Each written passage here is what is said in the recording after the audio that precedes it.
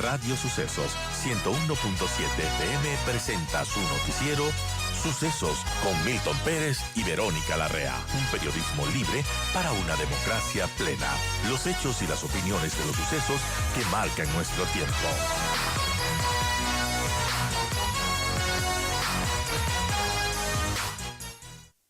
Y bueno, vamos a conversar acerca de lo que se viene en Estados Unidos, porque se vienen unas elecciones complicadas. El presidente Joe Biden ha tenido muchas presiones de su partido y de la gente en general para que abandone su carrera electoral, pero él ha dicho no se va a ninguna parte. Así lo dijo durante las celebraciones del 4 de julio, del Día de la Independencia de los Estados Unidos. Y bueno, él tuvo un desastroso debate, en realidad un desempeño bastante malo. Igualmente su contrincante, porque ninguno podemos decir que ganó ese debate, pero eh, la verdad es que deja muchas dudas, mucha preocupación de lo que podrá ser el futuro político de los Estados Unidos.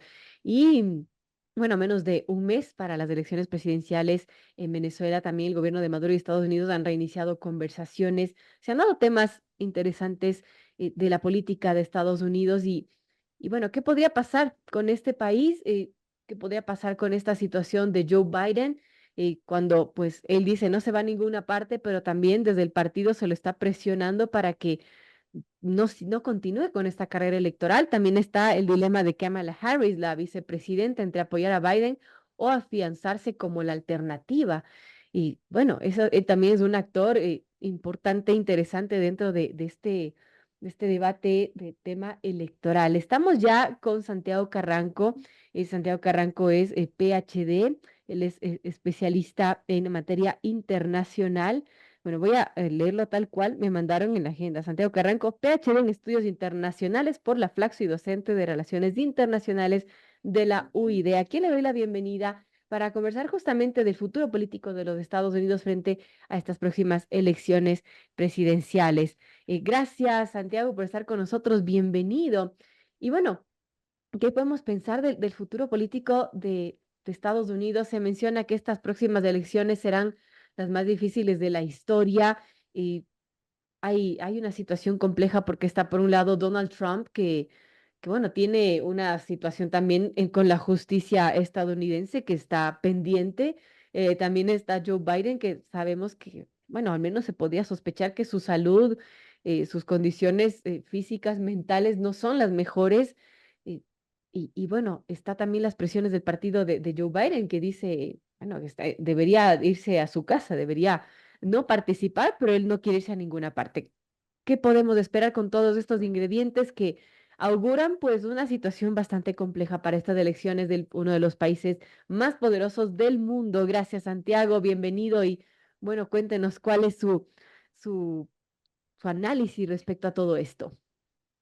Estimada Verónica, muy buenos días, muchas gracias por la bienvenida. Igual un saludo a ti, a todos quienes nos escuchan el día de hoy.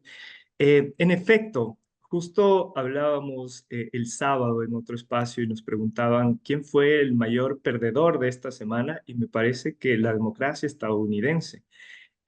Tuvimos justamente este debate prepresidencial el anterior día miércoles, al cual justamente usted hacía referencia hace un momento, y ahí vimos una serie de cuestiones que sí nos dejaron con un muy mal sabor, no solamente me parece que a todos los estadounidenses, sino al mundo. Ese debate fue televisado para todo el globo.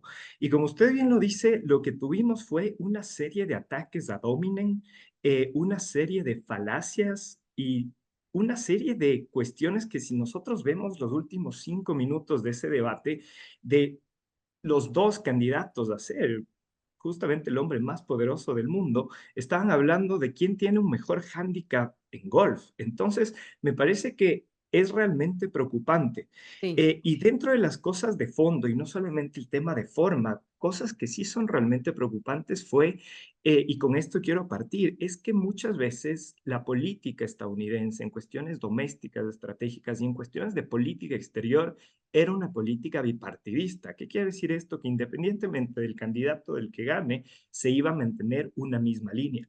A partir de este debate, a partir de este momento, vemos históricamente una ruptura de esta política exterior bipartidista. ¿Qué quiere decir esto? Que ya si nosotros vemos que escoge Trump, los estadounidenses escogen a Trump o los estadounidenses escogen a Biden, vamos a tener una política exterior diferente. Esto nunca había pasado.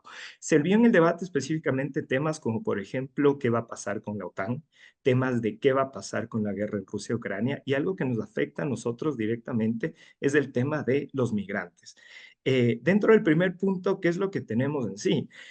Trump atacó directamente a Biden de ser el culpable de que la guerra en Ucrania se haya primeramente desatado y después mantenido por tanto tiempo. Hizo una sátira de que el presidente Zelensky cada vez que visita los Estados Unidos sale con bolsas de dinero en sus bolsillos, así. A lo que es realmente preocupante, ¿por qué? Porque también después Trump desató en sí su compromiso con los estadounidenses de dejar, o más bien de hacer pagar a todos los miembros de la OTAN por la seguridad del mundo y por su propia seguridad. Hace algunos días tuve la oportunidad de igual estar en ciertos eventos con algunos eurodiputados y con delegados de la Unión Europea, y ellos estaban realmente preocupados por una razón, porque si nosotros vemos el estado de bienestar que se ha construido justamente en la Unión Europea es porque se ha mantenido épocas de paz y porque de una u otra manera la OTAN sí ha mantenido, bueno, ha cumplido en sí con su trabajo, sí. Ahora ellos estaban realmente preocupados porque muchos de este fondo que era literalmente para temas de bienestar, para cuestiones de desarrollo, para cuestiones de infraestructura, para cuestiones en sí de salud pública, de educación, ahora van a tener que tener ciertos recortes para pasarlo al tema de seguridad. Esto es un momento crucial en nuestra historia porque no lo hemos vivido desde justamente la Segunda Guerra Mundial. Entonces estamos en un momento bastante crítico y con esta política y esta ruptura estadounidense de lo que se viene. Y otro punto importante que ya nos afecta directamente a los países latinos es el repudio con el cual se refirió justamente el presidente Trump hacia los migrantes y especialmente latinos. Los tildó con unos adjetivos los cuales no quisiera repetir, pero realmente esto es un desconocimiento específico de cómo funcionan las estructuras económicas estadounidenses. Sabemos que uno de los motores de este gran mercado es justamente la mano de obra migrante, tanto en cuestiones de producción, están encadenados a todas, casi todas las industrias en sí, y a su vez el tema de consumo. Acordémonos que Estados Unidos es la economía más grande del mundo todavía, tanto en temas de mercado per se, en temas productivos, como en temas financieros. El 74% de las transacciones mundiales se hacen en dólares.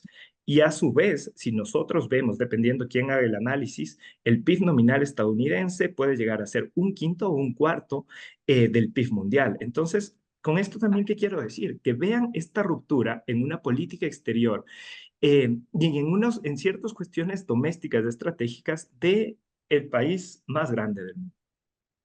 Así es, nada más y nada menos que el país más grande del mundo, uno de los más importantes. Y estas elecciones de noviembre se menciona que podrían ser las más complicadas de la historia de ese país. Y bueno, van a tener un final bastante reñido. Además, hay un antecedente, Santiago, y es que ambos presidentes buscan la reelección. Recordemos que Claro. ya Donald Trump fue presidente, Biden está por la reelección. Y bueno, hay esta situación compleja que también Trump afronta con la justicia estadounidense, más allá de qué razones de fondo podía haber, es bastante complicado ver a un país que normalmente ha sido tan importante, tan democrático, en estas, ¿no? Desde el debate que fue, bueno, una situación bastante penosa, ahora a tener estos dos contrincantes, el uno que además le están diciendo desde su partido que desista de continuar. Y el otro, pues por otro lado, que tiene este problema con la justicia de su país. Frente a eso, ¿qué se podría esperar? Y también cómo esto afecta a los países latinoamericanos. Sea que gane el uno o el otro, va a haber obviamente consecuencias para los países latinoamericanos.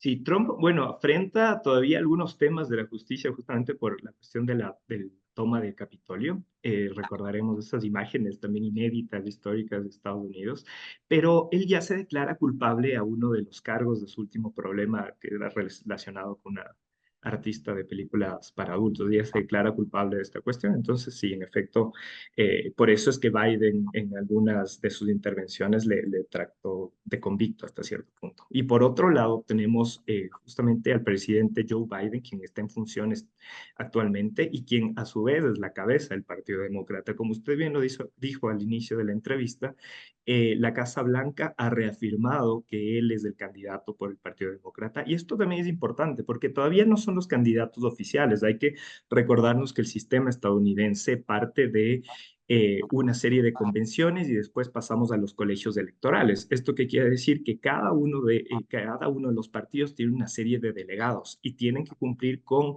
un número de delegados para ser los candidatos. ¿Por qué también se refiere, y aquí la cuestión histórica, porque los delegados, tanto republicanos como demócratas, ya han asegurado estos votos, estas nominaciones a estos dos candidatos?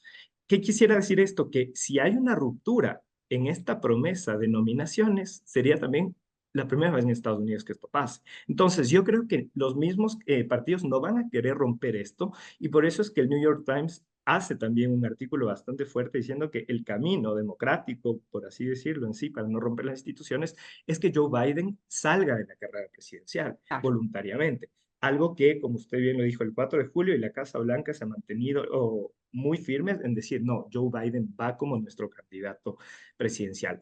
Esto sí deja eh, bastante limpio, digamos, el camino para Trump. Alguien que si nos vamos netamente en las cuestiones de forma, se lo vio Ujú. bastante fuerte en este debate. En las cuestiones de fondo, como hablamos hace un momento, tuvo muchas falacias empíricas, tuvo muchas críticas ad hominem.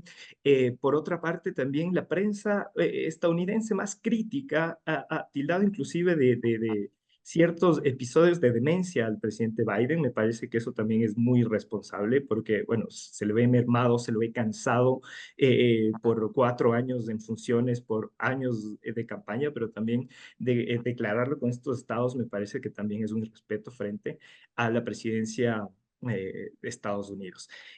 Ahora bien, a partir de esto, ¿qué también podemos esperar? Si vemos que quien de una u otra manera funda estos principios democráticos por los cuales ahora también muchas de las naciones, inclusive latinoamericanas, nos guiamos, están en estos conflictos. Bueno, nosotros también esperamos, ya más allá de la política y la influencia directa de Estados Unidos, también lo que esperamos es estos mismos puntos, ¿no? Estos mismos puntos para nuestras democracias que son también, bueno, tienen las mismas edades que Estados Unidos, pero ya estamos viendo ciertas cuestiones en países de Centroamérica, los cuales de igual manera están saltándose instituciones democráticas como las cortes constitucionales o algunas cuestiones. Estamos viendo también esos temas en Argentina recientemente y bueno, en Ecuador hemos visto ya ciertos ataques a la Corte Constitucional por medio del Ejecutivo y por medio de ciertos medios afines. Entonces, estas cuestiones y este diagnóstico de que la democracia estadounidense está mermada también está teniendo impacto en todo el mundo en cómo nosotros percibimos la democracia y cómo nosotros confiamos en estas instituciones democráticas, por lo que nosotros como ecuatorianos ahorita tenemos una responsabilidad, tenemos unas elecciones del 2025 y me parece que hay que estar muy atentos y respetuosos a esto. Ahora, algo que pasa en los Estados Unidos y que parece que ha pasado al menos en nuestro país, en América Latina, es que tenemos que elegir al mal menor y parece que a eso les va a tocar a los estadounidenses en noviembre, ¿no? Elegir entre Biden o Trump, el mal menor, cuál es el menos malo. Y bueno, eso también ha sido complejo en temas de democracia porque no salen precisamente los mejores cuadros a competir. Entonces uno tiene que elegir, como se dice vulgarmente, entre el SIDA o el cáncer. En efecto, y muchos hablábamos hace algunos años cuando Trump llega a su primera presidencia de que las instituciones estadounidenses son fuertes y que tienes muchos contrapesos que no le van a dejar hacer muchas cosas, por ejemplo. Pero me parece que estos contrapesos y estas instituciones ya se han ido desgastando bastante. Si nosotros retomamos y nos acordamos la primera presidencia de Trump, vimos que hubo una influencia externa directa en cómo votan los estadounidenses una influencia extranjera. Esto ya es, estamos hablando de palabras mayores, en el sentido de que de una u otra manera nosotros pasamos siempre en una pantalla y pasamos en una, conectados en sí a ciertos medios, entonces ya hay una serie de algoritmos los cuales van a decirte la información específica de cómo tienes que votar a partir de las cosas que a ti te gustan, siendo obviamente cuestiones falsas, cuestiones que ni siquiera están en los planes de gobierno. Todos estos mecanismos, junto con también una poca cultura democrática, no solamente en Estados Unidos, sino en América Latina, nos llevan a este punto, a que ciertos partidos ya no funcionen en sí como partidos, sino simplemente como espacios que cumplen con los requisitos democráticos para llevar en sí a los Claro. cuadros. Obviamente, en Estados Unidos es diferente. Nosotros acá tenemos un tipo de votación directa. En Estados Unidos tienes colegios electorales. Esto también es muy interesante porque muchas veces el presidente más votado no es el presidente electo. Entonces, también este sistema de colegios electorales, muchos van a decir que refuerza las instituciones democráticas, a otros les va a parecer que es un sistema obsoleto y que debería cambiar, pero me parece que el problema va mucho más allá. Me parece que las instituciones democráticas no se están adecuando a las nuevas tecnologías, a las nuevas tendencias populistas, ¿no? Y simplemente como para terminar estas cuestiones, hace algunos años Xi Jinping en el Foro Económico Mundial, es conocido por la cuestión, no importa el color del gato, simplemente que caza ratones, pero específicamente se refirió a esto diciendo que una economía de libre mercado no necesita específicamente una democracia liberal. Entonces, muchas veces nosotros damos por hecho que está ahí la democracia, damos por hecho la libertad de expresión, damos por hecho la libertad de movilidad, damos por hecho la libertad de un montón de cuestiones, pero esta simplemente no la vamos a apreciar hasta que se nos la quite. Y me parece que esta mermación de las instituciones democráticas podría estar encaminado a eso.